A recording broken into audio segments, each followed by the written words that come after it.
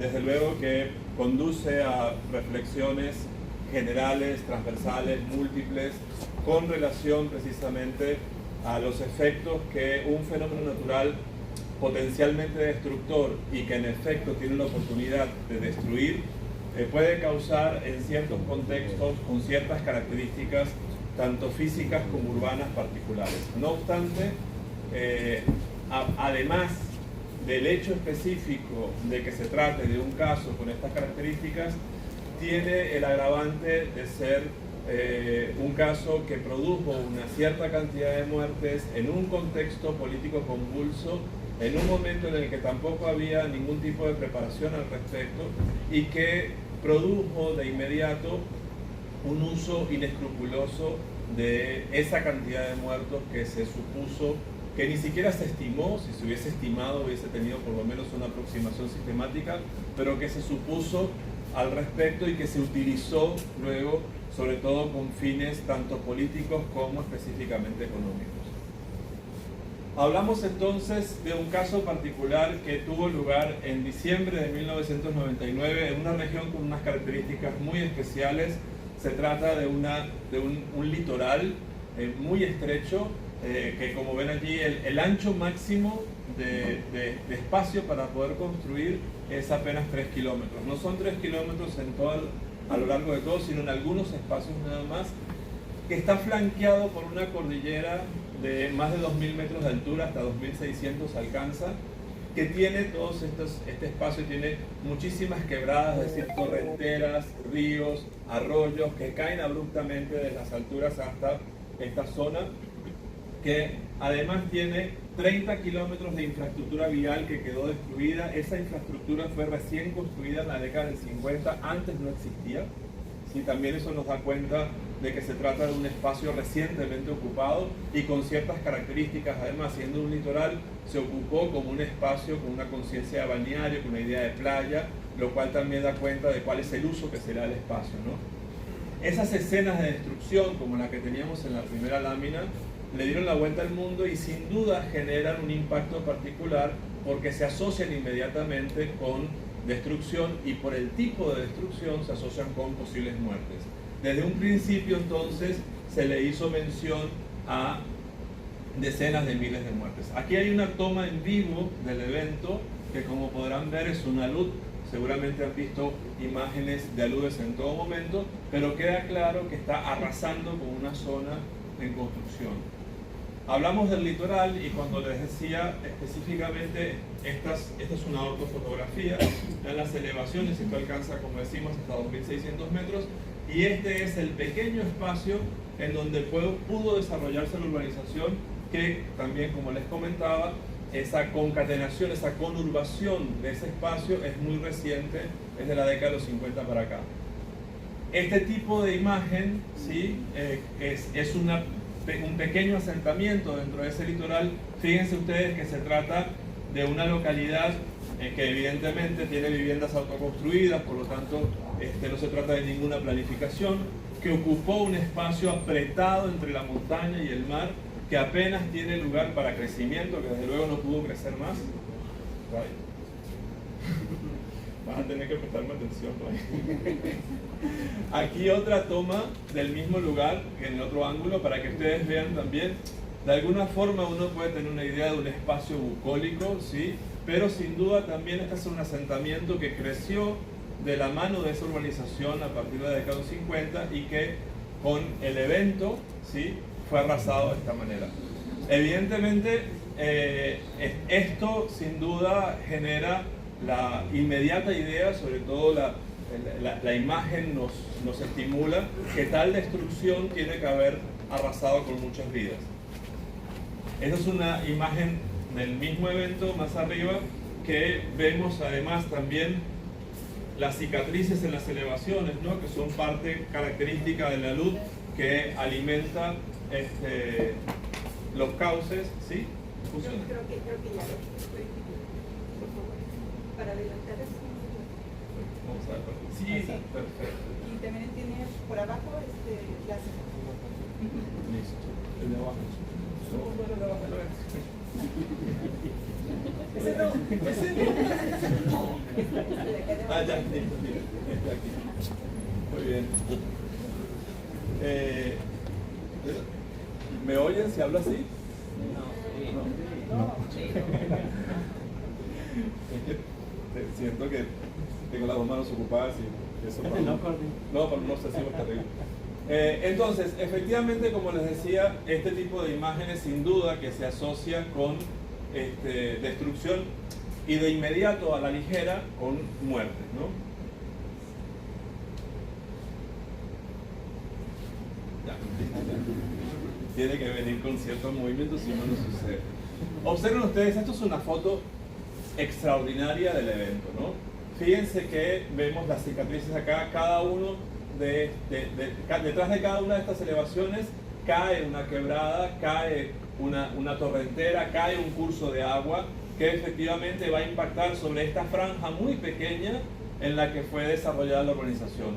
Por las características, como vemos, imaginen que todo esto estaba reforestado, efectivamente nos damos cuenta de la magnitud del fenómeno, es decir, fue muchísimas horas de lluvia, 36 horas de lluvia seguidas, en un año donde hubo lluvias extraordinarias todo el año, ¿no? De manera que efectivamente esto es una imagen muy clara de lo que sucedió. ¿Sí? Muy bien. Es desde luego por la magnitud del evento, por el tipo de destrucción, por el impacto en toda la región en sí misma es un estado, por lo tanto eso da cuenta también del fenómeno y del alcance.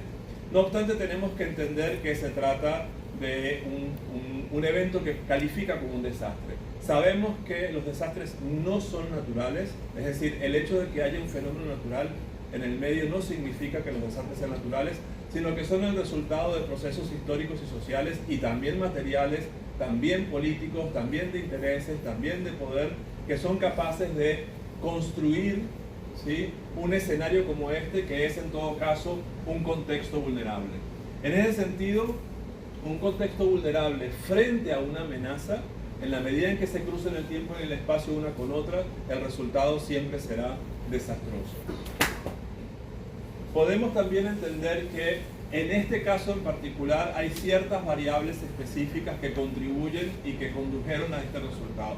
Por un lado, condiciones naturales y ambientales que favorecen estos fenómenos como lo vimos, ¿no? Es decir, este litoral, estas elevaciones, la posibilidad de que los aludes puedan tener este espacio para poder correr en el curso del agua que baja con ese sedimento.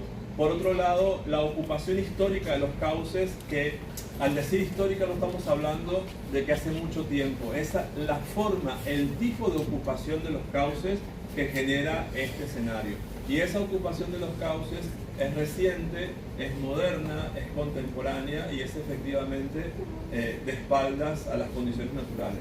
Al mismo tiempo, esas comunidades que se asientan allí, ya de una vez por esa condición y por esa forma de asentamiento, lo hacen de espaldas a la montaña y de espaldas al mar. Es decir, no tiene ningún tipo de relación con el contexto en el que viven. Son urbanizaciones invasivas, ¿sí?, lo cual queda claro en la forma de ocupación del espacio. Se asientan también a través de relaciones clientelares con el Estado, lo cual es característico en América Latina, y en este caso también da cuenta de unas sociedades y una comunidad que está más pendiente de ser asistida que de producir, y por otro lado, la característica ausencia de previsión de este tipo de eventos, que además es absolutamente corriente en estos lugares. Casos por el estilo, fíjense, esto es en una zona, este lugar tiene un toponímico muy peculiar, se llama Cerro Caído. Entonces, por alguna razón se llama, y efectivamente frente a eventos como este, pues le hizo honor al nombre, ¿no? Lo que decíamos, este tipo de urbanizaciones que se desarrollaron aquí, estos edificios son de la década del 70 y el 80, o sea, hace nada. Lo que vemos en el medio es los sedimentos que se dejan. Fíjense el tamaño de los sedimentos, y toda esta zona estaba ocupada por casas y quedó sepultada. Estos edificios quedaron impactados y las líneas de balcones colapsaron, para que tengan una idea también de la magnitud del evento y lo que representa la ocupación del espacio. Muy bien, frente a esto, frente a esta escena, frente a esta situación, hay ciertos criterios que nos empujaron a hacer esta investigación, es decir, a preguntarnos qué pasó y sobre todo cuánta gente realmente murió en el evento. Por un lado, un criterio etnográfico cualitativo, pues yo vivía en esa zona, yo pasé por el evento, lo sobreviví y lo vi de cerca. Por otro lado, dudas razonables, ya vamos a ver las cifras que se dan, hay una disparidad demasiado grande. Al mismo tiempo, y como decíamos, la atención al problema, ¿sí? ¿Qué es lo que pasa con esto desde el punto de vista técnico, práctico? ¿Cuáles son las respuestas de las personas? Y, sin duda, una necesidad analítica de comprender desastres de muertes masivas como este ejemplo que estamos estudiando.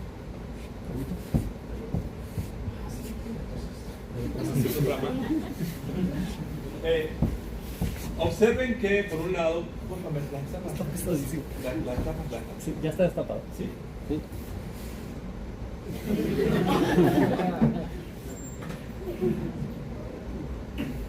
Ya está. Gracias. Chao. Fíjense que esto que vemos acá es simplemente una síntesis de eventos registrados con daños considerables o graves, ¿sí?, en la historia del litoral. No son todos. Podemos hablar de páginas al respecto. Y estos son solamente algunos. De manera que cuando esto ocurre en el 99, no es un evento nuevo. La falta de previsión al respecto es el resultado de una falta de memoria, pero también una falta de toma de decisiones y de intereses que no le importa absolutamente nada convivir con el medio ambiente.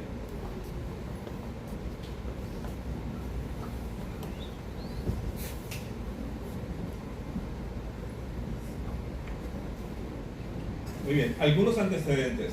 Por ejemplo, y no muy lejanos, 1938 tenemos un evento similar que produjo destrucción. Estamos hablando antes inclusive de ese desarrollo urbano que dijimos que comienza en los 50.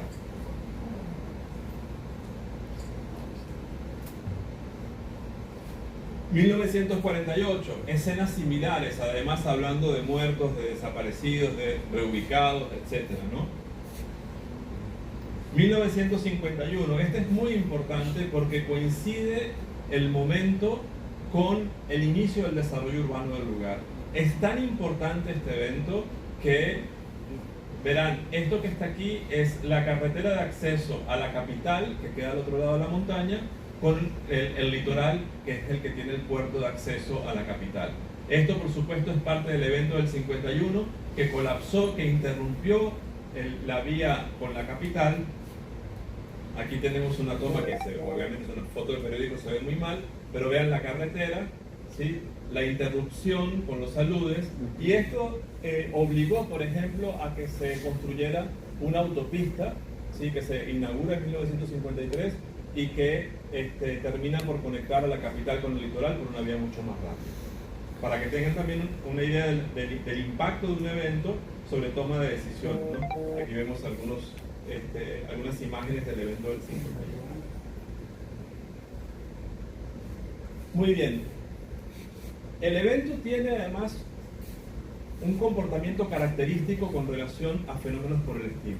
Se conforma a partir de precipitaciones intensas que, desde luego, en este caso, no son solamente estas 36 horas de lluvia, sino todo un año de lluvias irregulares que hace que esta zona de la montaña se sature, ¿sí?, gane humedad y vaya fracturando además toda la resistencia y vaya contribuyendo a que esto pueda ser deslizado con un evento extremo como el que sucedió.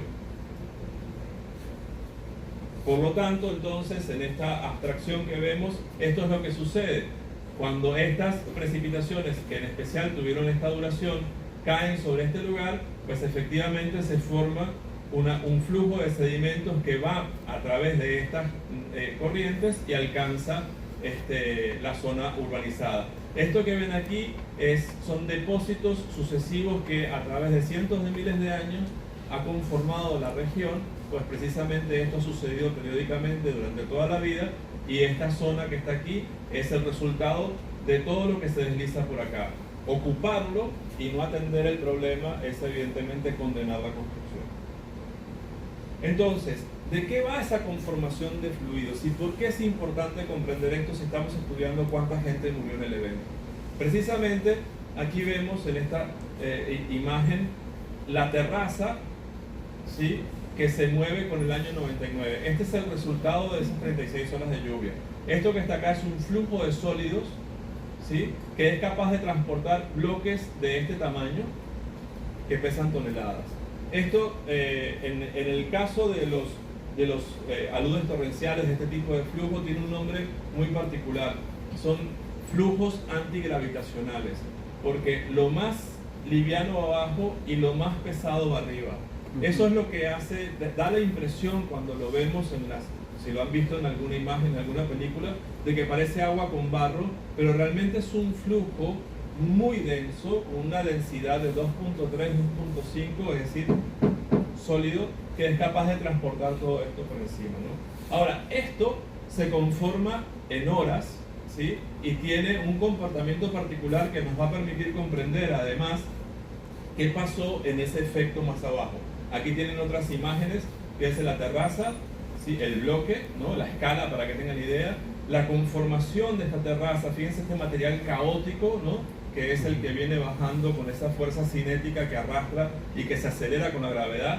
Este tipo de deslizamientos, ¿no?, que además alimenta los cauces, ¿sí?, ven las terrazas.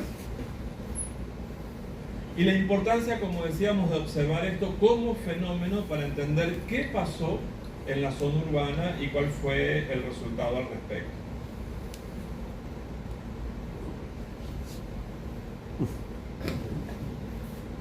Entonces, esto tiene cierta estratigrafía que podemos comprender. Por un lado, a nivel macro, como decíamos, ¿sí?, y por otro lado, a nivel micro, en terrazas encapsuladas, en ruinas que nos permiten ver, ¿sí?, parte de la estratigrafía al respecto, ¿no? Todas estas ruinas ya no existen. Y ahí vemos inclusive un aspecto fundamental, el hecho de que hay cierta estratigrafía que nos permite comprender que este fue un evento múltiple. Es decir, durante las 36 horas, y esto lo corroboro como testigo y como todos los testigos que estuvieron allí, hubo 2 deslizamientos, 2 aludes, ¿sí? Uno que fue en la noche del miércoles y otro que fue en la mañana del jueves. De manera que esa altura, ese evento tan grande, en realidad son 2 eventos en uno. Tiene otra característica particular. Este tipo de eventos tiene por nombre también deslave. Y los deslaves tienen este nombre porque está asociado con la idea de la lava y de un movimiento lento. Estos aludes, que pueden venir muy acelerados, anuncian. Ejemplos ilustrativos. Esto es muy importante porque son algunas imágenes tomadas sobre el comportamiento. Este evento es del año 2005, en la misma zona. Este es el cauce, ¿sí? Fíjense que todo esto tiene un color de barro, ¿no?, porque precisamente esto que está acá es alimento de sólidos que bajan con el agua y alcanzan el cauce y conforman ese flujo que decíamos. Entonces, rocas que han sido erosionadas con el tiempo, como esta, se pueden fracturar, caen al cauce y son arrastradas, ¿sí? Así como esto que ven, que, como les digo, parece agua con barro, pero realmente es un flujo, ¿no? Es un flujo muy, muy denso. Entonces, parte del comportamiento final es este, es decir, es lo que vemos, es este alud que arrasa y que además tiene una fuerza cinética muy poderosa y por eso destruye con mucha facilidad, además de los sedimentos que arrastra. Fíjense imágenes en vivo de todo esto, ¿sí?, que son capaces de hecho de afectar duramente las urbanizaciones que están ocupando el lugar natural de este movimiento. Entonces, en otra imagen aérea, esto es una ortofotografía, observamos una característica fundamental de este tipo de explayamiento que se le llama abanicos aluviales. Y es característico, esto es un abanico, ¿no? Entonces, en todo caso, cuando hablamos de abanicos aluviales, hablamos de una zona de explayamiento en el final de un cauce que tiene esta forma. Otras vistas del abanico, fíjense que además lo vemos ocupado, ¿no? Y aquí ya lo vemos también impactado por este mismo cauce. Aquí tenemos un resultado en la región. Sobre esta imagen satelital, vean otra vez el poco espacio de construcción y la cantidad de abanicos que podemos ver que tienen que ver, ¿sí?, con pequeños cauces, torrenteras, ríos, arroyos, quebradas que bajan sobre esa zona. Aquí tenemos otra imagen aérea para que vean también el nivel de destrucción.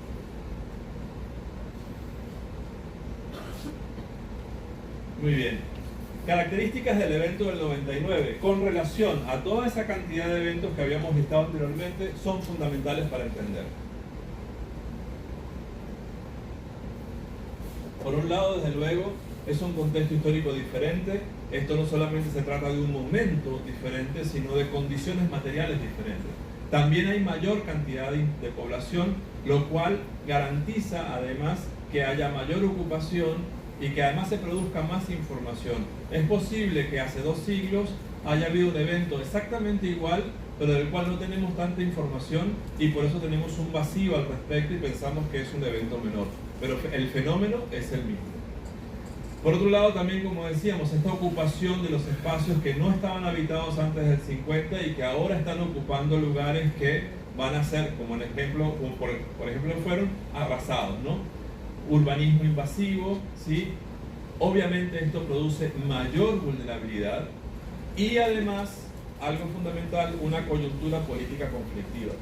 Cuando un desastre ocurre dentro de un contexto político convulso, se magnifican los resultados. No, más allá, no es que se rompen las cosas, sino que el efecto de esa destrucción es mayor, es subjetivamente mayor, es afectivamente mayor, es socialmente mayor. Esa magnitud del evento la podemos ver en cifras también. Se calcula que para el Estado Vargas hubo más de 2.000 millones de dólares en pérdidas.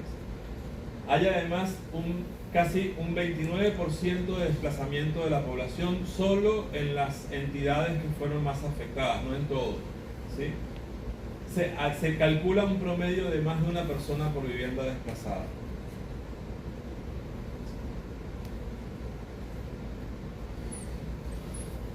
El hecho como tal, y como decíamos, generó un impacto comunicacional muy importante, ¿no? De inmediato, por supuesto, todos los periódicos, todos los medios de comunicación desarrollan la noticia, ¿sí?, como todo tipo de evento por el estilo, con grandes titulares, ¿sí?, con especulaciones inmediatas, 2.000 desaparecidos, pérdidas humanas incalculables, y un detallito aquí que se los vamos a ampliar ahora para que también tengan una idea de la contradicción o del manejo de la información sin tener ningún tipo de conocimiento o incluso solo especular. Fíjense, urnas y fosas insuficientes, mientras aquí habla de damnificados 150.000, afectados 120.000, sinónimo que no entiendo y por qué algunos son damnificados, otros son afectados y los dos son exactamente lo mismo. Desaparecidos 7.000, fallecidos 250. Y aquí dicen que son insuficientes y que hay 700 fosas, pero tenemos solo 250 personas contabilizadas. Es decir, ¿acaso contabilizadas? Todo este tipo de números, además, son números redondos, son muy sospechosos.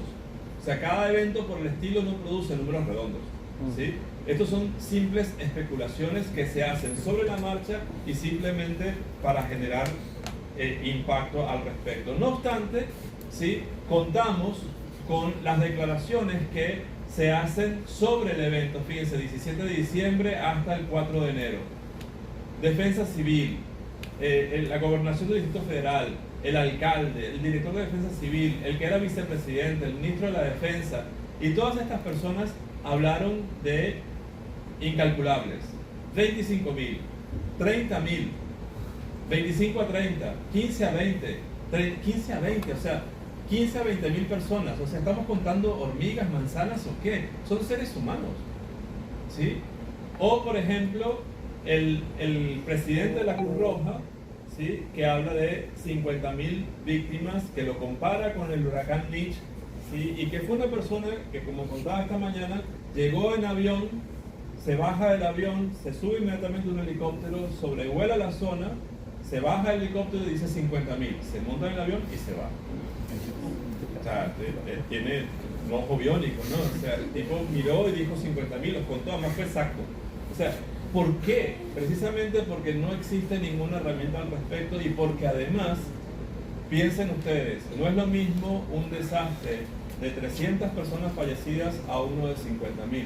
Con uno de 50.000 habrá ayuda internacional, habrá muchísimo dinero, ¿sí? Muchísimos, ni siquiera dólares. Cuando Estados Unidos ofreció dinero, Chávez con su corazón rojito dijo no, pero aceptó euros, que más valen más, ¿no? Entonces aceptó millones de euros que luego van a desaparecer sin duda, pero que efectivamente forman parte del mismo negocio.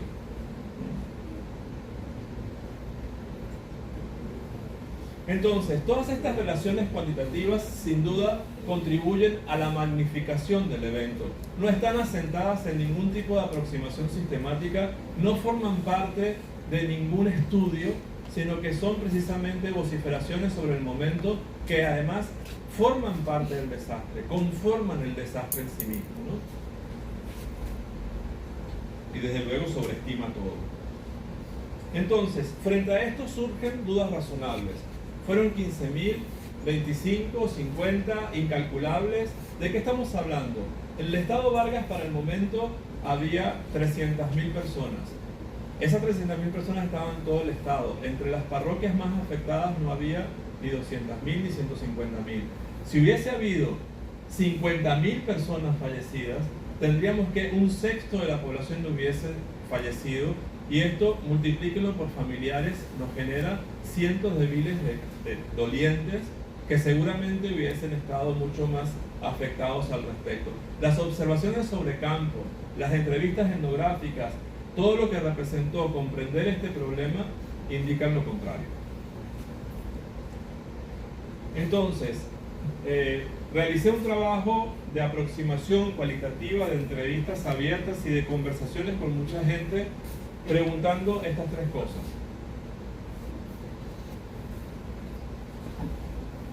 ¿Cuántas personas fallecieron en tu entorno? ¿Cuántas personas fallecieron en tu familia? No, por suerte todos estamos bien, no pasó nada. ¿Y por tu casa? No, bueno, sí hubo destrucción, pero todos están bien.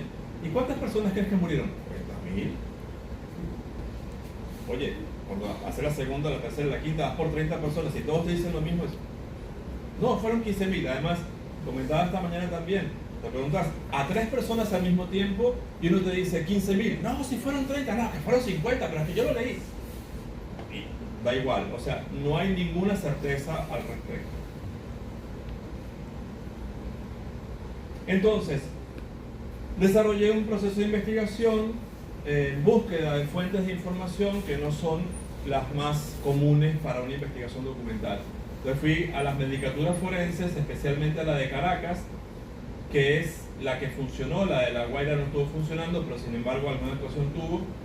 Los libros de registro en el cementerio, y entender además que lo hallado aquí, ¿sí?, tenía que estar muy próximo a la realidad por el hecho de que precisamente en la mayoría de los casos el levantamiento de cadáveres estuvo en manos de instancias oficiales, y que además eso permite suponer que esos registros son parcialmente confiables. Sin embargo, se ha insistido muchísimo, todavía se insiste, es un evento que dejó mucha memoria tergiversada al respecto, de que esas decenas de miles de muertos están bajo escombros que ya prácticamente no existen, o se los llevó el mar. No obstante ello, en la investigación el resultado es diferente. El total de cadáveres hallados a la vuelta de la investigación, luego le voy a mostrar las fuentes, es de 609. No identificados 368. Identificados 241. Total de desaparecidos a la vuelta de denuncias de desaparecidos 330. Noten la proximidad de esta cifra con los no identificados, ¿sí? Una suma simple, algo que no se debe hacer, pero lo pongo aquí solamente para guiarnos, una suma simple de estas dos cifras nos daría 939 personas. ¿Por qué no se puede hacer? Ya vemos, ya insinúo el hecho de esta proximidad para que podamos tener idea al respecto. Entonces, es un error suponer que esos cuerpos jamás fueron recogidos, ¿no? Por un lado, como decíamos, la cantidad de dolientes, ¿sí?, se manifestó de alguna forma, directa o indirectamente, en relación con el desastre, sobre todo los familiares de personas desaparecidas, es decir, cuerpos que no fueron hallados, o bien estos que no fueron identificados, condujeron a que las personas hicieran denuncias. Cuando alguien desaparece en una familia, genera un problema judicial, genera un problema de herencia, genera un problema por deuda, genera un problema en el banco, además de que genera un gran dolor. Por lo tanto, se denuncia. Y solamente hubo 331 denuncias. Tengo el número 330 porque una de esas denuncias fue conseguida después como alguien ya enterrado. Entonces, si esta afirmación es válida, ¿sí? Señalar que fue imposible rescatar estos cadáveres, ¿por qué el número de desaparecidos es tan próximo al número de restos hallados, ¿no? Muy bien, ese número entonces es la totalización de rescatados durante la tragedia, incluso cuerpos hallados posteriormente en la remoción de escombros, ¿sí? Durante un buen tiempo.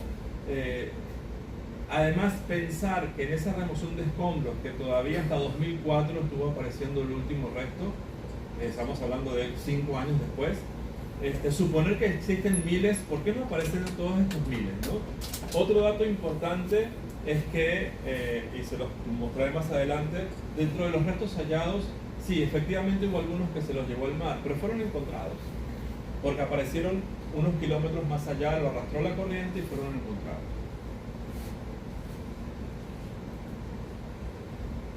Este es, aunque no lo crean, el último resto, es una falange, fíjense la escala, es el último resto que forma parte de un cuerpo que una pala levantó y del que solo se pudo rescatar este pedacito.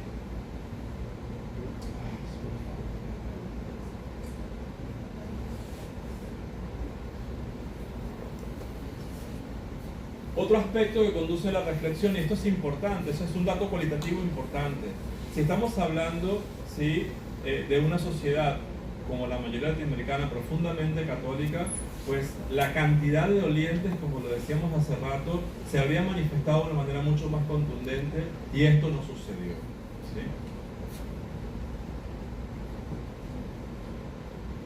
Otro detalle y muy importante que genera suspicacia es el hecho de que pocos meses después el cuerpo técnico de policía judicial, que es el donde está la medicatura forense, ¿sí?, indicó que se habían rescatado 382 cadáveres y estos otros 79 que le decía. Obviamente todavía no estaba cerrado el proceso, pero habían iniciado un hecho fundamental, y es publicar las fotos de las personas muertas para que no son identificados, para que la gente fuera a identificar a ver si había algún familiar, ¿sí?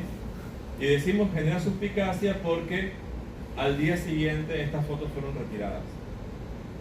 Ya de eso vamos a hablar más adelante. Pero el hecho de que se haya iniciado esto y haya sido retirado en una instancia oficial genera mucha sorpresa, o por lo menos es sospechoso.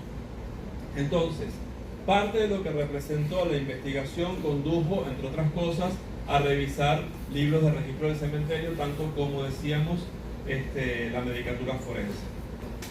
En ese sentido, como les decía, 609 restos hallados, ¿sí?, 241 identificados, 368 no identificados.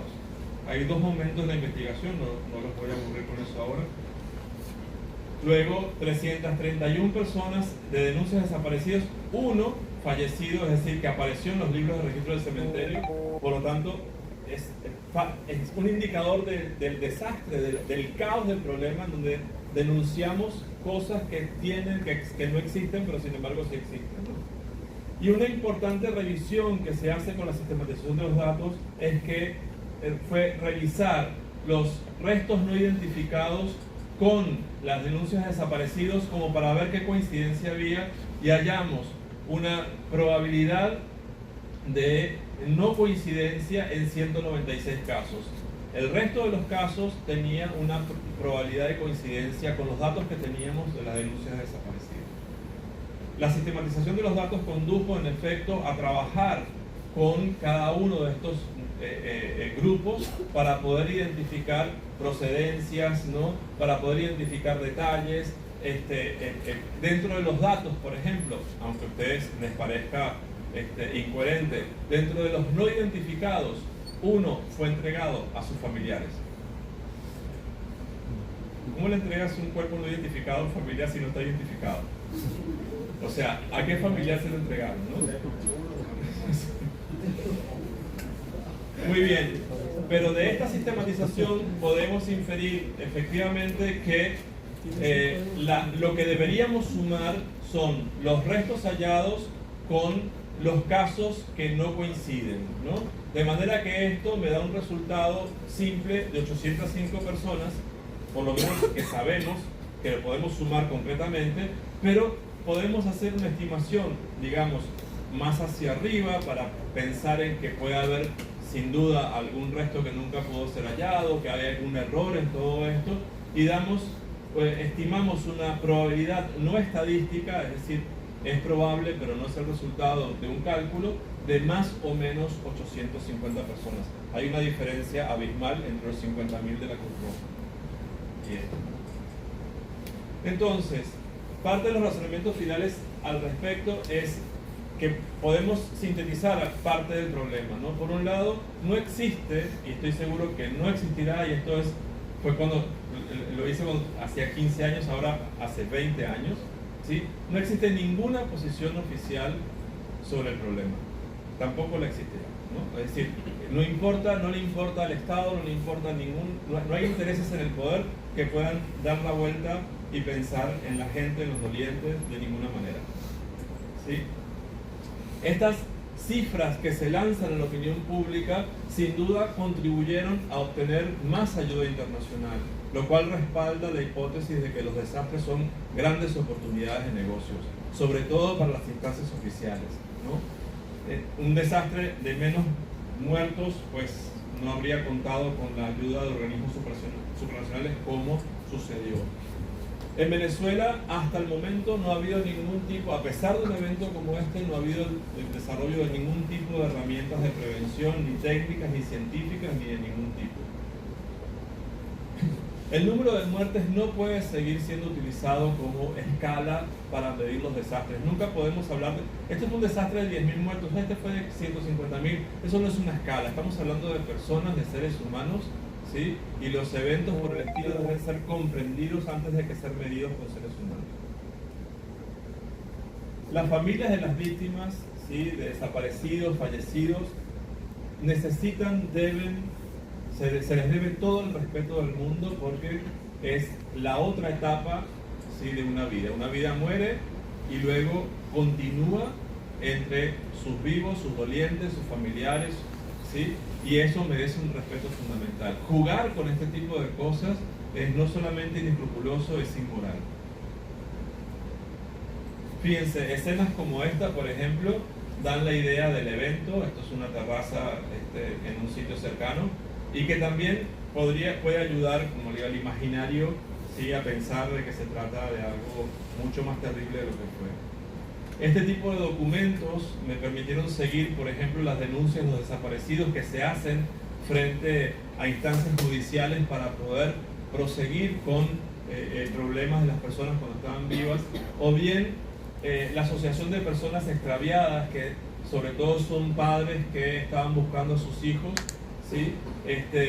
Por ese tiempo se juntaron para poder tratar de aproximarse al problema y también generar documentación importante. ¿Sí?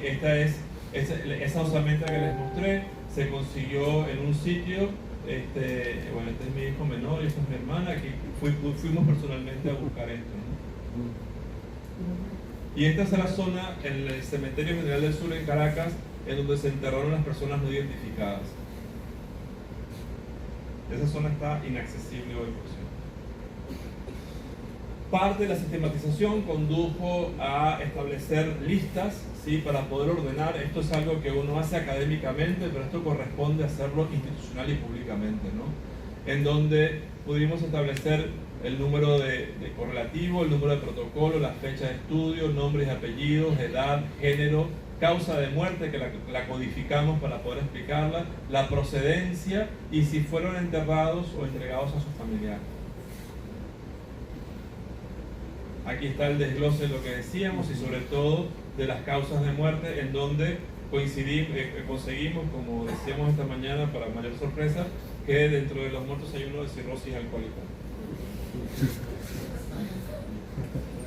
También elaboramos una lista de desaparecidos a partir de esas denuncias que teníamos, lo que nos permitió ordenar esta información e incluso contrastarla luego con los restos no identificados, ¿no? Aquí sí tenemos claramente nombres y apellidos, edades, género y procedencia. Hacer esto fue muy importante, insisto, porque pudimos cruzar la información con los restos no identificados y pudimos hacer esa probabilidad de coincidencia o no.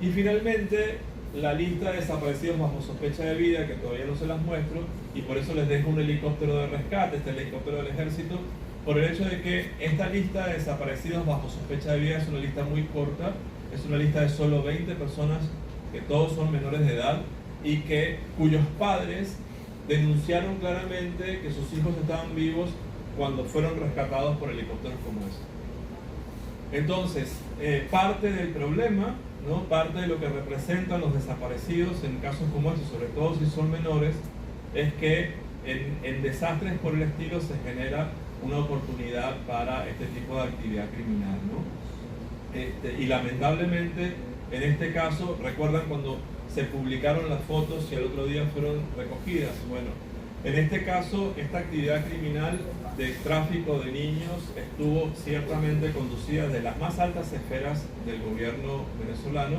en donde inclusive para ese momento quien condujo supuestamente la ubicación de estos niños fue la que en ese momento era la esposa de Chávez.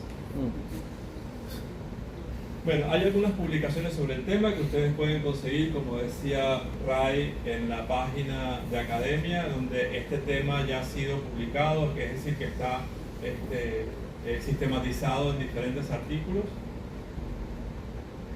Y como siempre, al respecto, yo cada vez que expongo esto, creo que por el respeto que se merece, yo dedico esto sobre todo a la memoria de estas personas que no han sido tratadas como corresponde por ninguna instancia pública y que al fin y al cabo tampoco le corresponde a una investigación académica tener que hacer lo que le corresponde a las autoridades, ¿no? No obstante, yo creo que ese respeto, esa memoria tiene que ser además extendida por parte de la investigación de nosotros, si no lo hace otra persona, si no lo hacen las instancias que corresponden, y forma parte de nuestras investigaciones realmente prestar atención a este tipo de condiciones. Así que con esto los dejo y les agradezco mucho.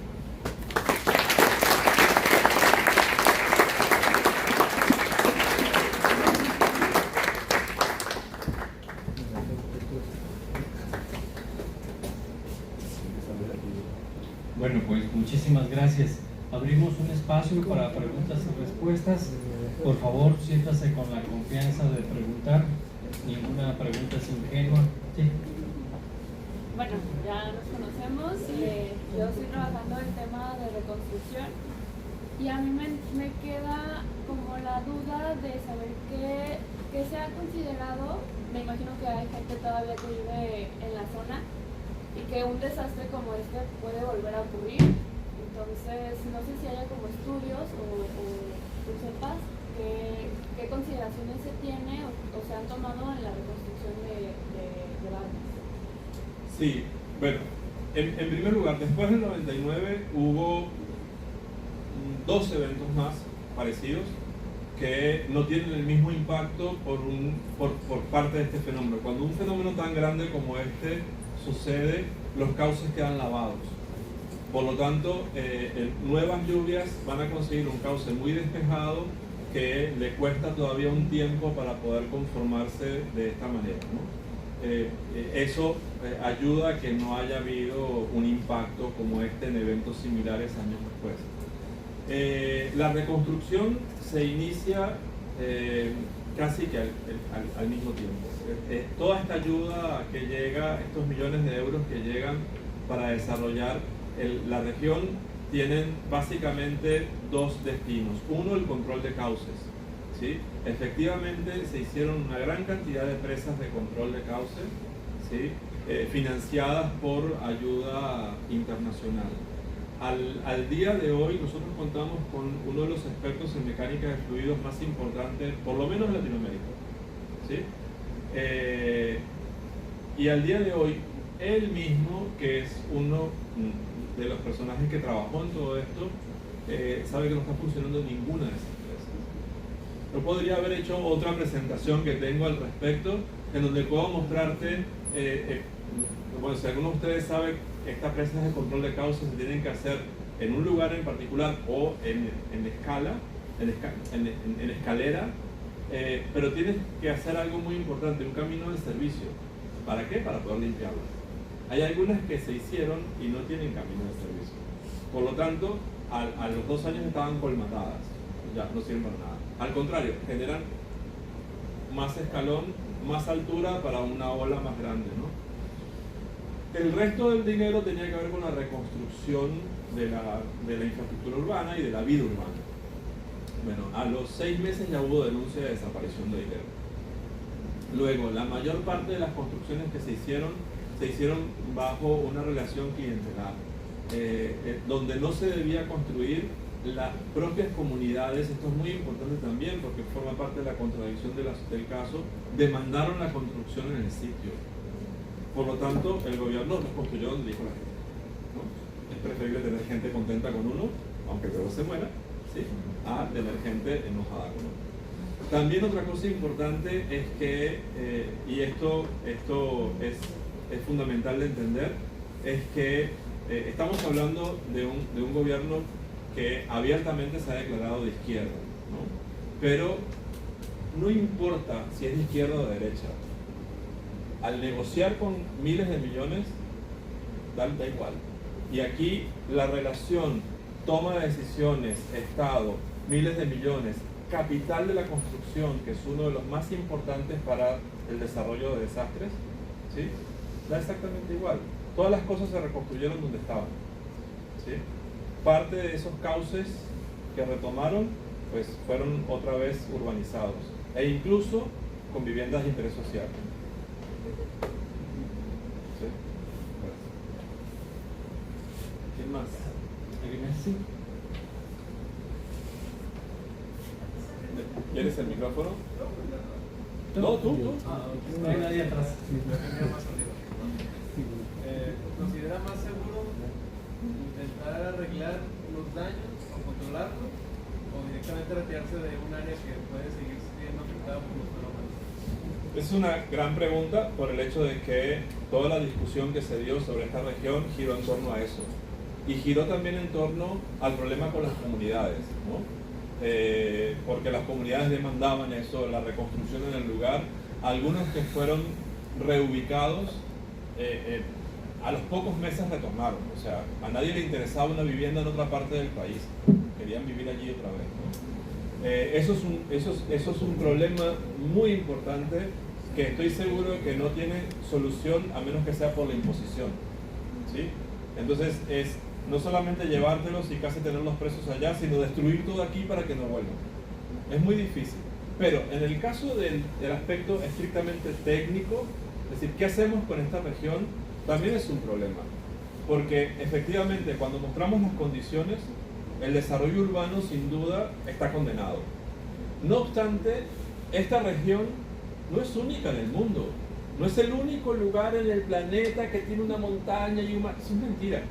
Hay otros lugares en el mundo que han podido vivir con esto. También hay otros lugares en el mundo que les ha pasado exactamente lo mismo.